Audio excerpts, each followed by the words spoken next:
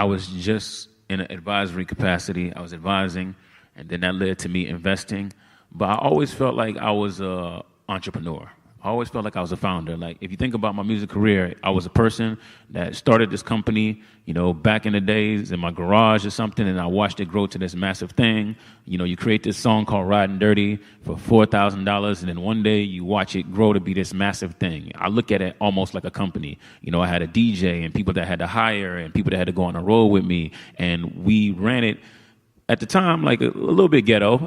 I wasn't as refined as I am now, but, we was learning the entrepreneurial skills, you know what I mean? And then now, after all those years of doing that, that gave me a confidence that I could be a builder, that I could create something. And I always wanted to be in that create position. I wanted to go out and build something that I believe help conversations, because most people, when you ask them where they go to speak to somebody that they look up to, everybody says Twitter, and I feel like, when I ask you, who do you look up to? Who do you like? You say, oh, I like The Rock, Dwayne Johnson. I'm like, okay, have you spoken to Dwayne Johnson? And they'll say, well, he retweeted my friend on Twitter one time. And I'm like, I feel like we're in an age where you can see all these influencers and people that you look up to on devices. You can see DJ Khaled getting lost on jet skis on Snapchat, right? But where can you talk to these people at, right? Where can you have face-to-face conversations with them? You might say, oh, well, maybe FaceTime. Well, FaceTime is something you do with your mother or something. You don't feel like it's a social thing that you can meet new people. And I think meeting new people and building new relationships is super important. So that is the problem that I wanted to solve. And I think about why social doesn't work for me.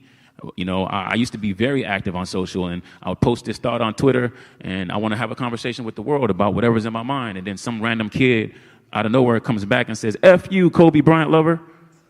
And then I'm like, in real life, nobody comes up to me and says that. Why do we allow this conversation to happen? That's not a productive conversation. So you know what? I'm just going to ignore this kid. I'm going to ignore him, right? And then the kid has power because his friends retweet him. And now he just gets power. And it incentivizes more people to do that. And now you got people like me that just post a status update and people are talking at it and they're not getting a chance to talk to me.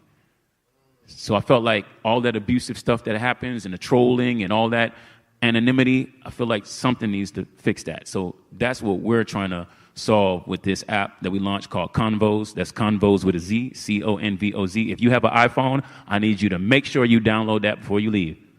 Can I get an amen? Amen. Okay. All right. But yeah, we got influencers on there, Shaq and Snoop, and our goal is going to be in the future, we want this to be the way you communicate with people, because I know people don't have a lot of time for apps on their phone. You got a lot of apps, you're like, oh no, another video app. But I believe that, there's a few, 4 or 5 apps that you use on your phone that are for specific reasons. And I think Snapchat is more of the reality show, where you go to see people show off their lives. You got Dwayne Wade showing off his closet and his shoes. You can't really talk to him. We're trying to create that space that allows you to communicate with people that you look up to, but also people that have a common interest. Like, if you like the Lakers, why can't you find more other cool people that like the Lakers and have a conversation with them, So that's what we're trying to do. Well, Cam, thank you for coming out and sharing with us, and thank you for being part of the movement to bring innovation to South LA. I've been a longtime fan, and it's been great spending the afternoon with you. Awesome, great. So Say the Dark Secret, signing out. Peace.